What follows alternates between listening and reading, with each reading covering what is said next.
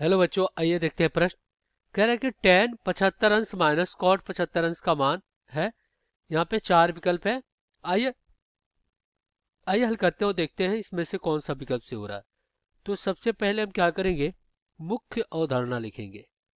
मुख्य अवधारणा, तो ये क्या होगा इस प्रश्न के लिए, तो हमें पता है कि tan a प्लस बी बराबर होता है tan a plus tan b और बटा में एक माइनस tan a और गुणे में tan b।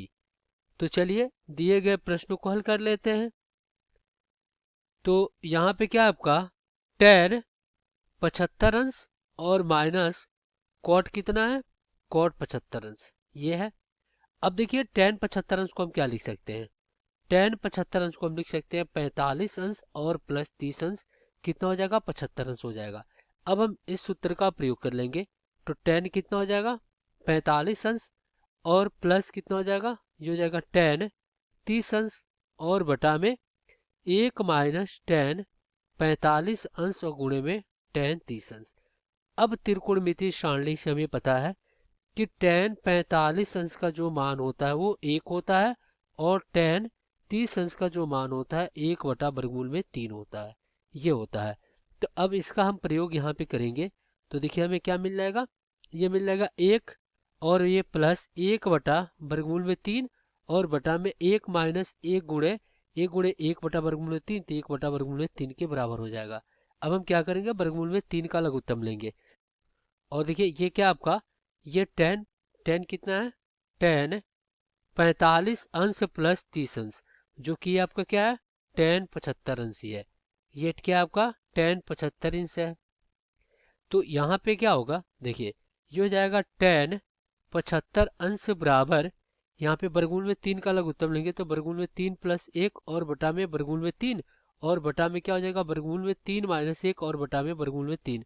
तो वर्गमूल में 3 से वर्गमूल में 3 क्या हो गया, कट गया। तो यहाँ से tan कितना हो गया 75 अंश और बराबर में वर्गमूल में 3 प्लस 1 और बटा में वर्गमूल में 3 माइनस 1 हो गया। अब देखिए हमें पता है कि tan थीटा बराबर होता है एक बटा कॉट थीटा होता है। तो यहाँ सबका क्या हो जाएगा, ये हो जाएगा कॉट 75 अंश। कॉट 75 अंश बराबर क्या हो जाएगा, वर्गमूल में 3 माइनस 1 बटा वर्गमूल में 3 प्लस 1 हो जाएगा, इसके उल्टा। अब यहाँ पे इसको 1 और इसको 2 मान लेते हैं। तो हम क्या करेंगे, 1 माइनस 2 कर देंगे, समीकरण 1 माइनस समीकरण 2 करेंगे तो क्या हो जाएगा, ये हो जाएगा tan 75 अंश माइनस कॉट कितना 75 अंश बराबर में क्या हो जाएगा, वर्गमूल में 3 प्लस 1 बटा वर्गमूल में 3 माइनस 1 और माइनस वर्गमूल में 3 माइनस 1 बटा वर्गमूल में 3 प्लस 1 हो जाएगा, यही होगा।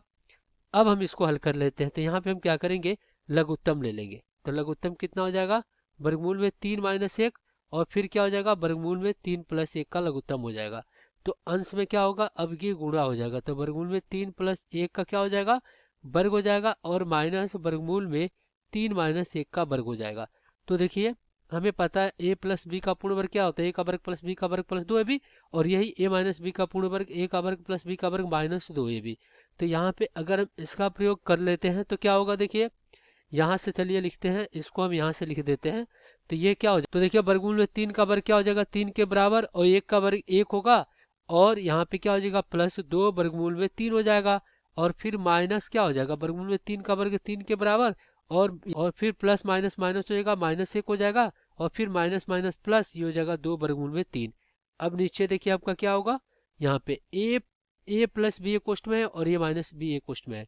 तो ए का वर्ग माइनस बी का वर्ग क्या होगा, ए प्लस बी एक कोष्ठ में और ए माइनस बी एक कोष्ठ में। तो इस प्रकार यहाँ पे आपका क्या हो जाएगा, देखिए वर्गमूल में 3 का वर्ग 3 के बराबर और फिर आपका क्या हो जाएगा माइनस 1 का वर्ग 1 के बराबर। तो इसमें से देखिए ये माइनस प्लस है, ये माइनस प्लस है, ये कट गया। तो देखिए क्या आ गया, देखिए 2 2 4 वर्गमूल में कितना 3 और बटा में ये 2 हो गया। तो 2 दूना का 4, तो इधर कितना आ गया, ये आ गया 2 वर्गमूल में 3। यही आपका उत्तर हो जाएगा। अब हम विकल्प में देखेंगे कौन सा विकल्प सही हो रहा है। तो यहाँ पे देखिए ये विकल्प आपका ए सही हो जाएगा। आशा करते हैं बच्चों ये प्रश्न आपको समझ में आया होगा। धन्यवाद।